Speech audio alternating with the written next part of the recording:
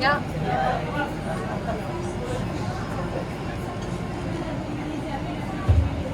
So, ladies and gentlemen, these shipwrecks here have been here more or less 8 years because of a huge storm in this area.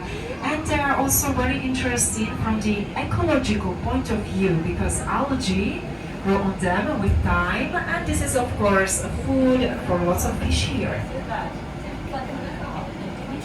Liebe Gäste, diese Versunkenenboten hier sind auch natürlich sehr ökologisch wertvoll, da mit der Zeit Algen wachsen auf ihnen und das ist ein Nahrungsmittel für viele Fische hier. Die sind hier schon seit ungefähr 8 Jahren wegen einer großen Wetter.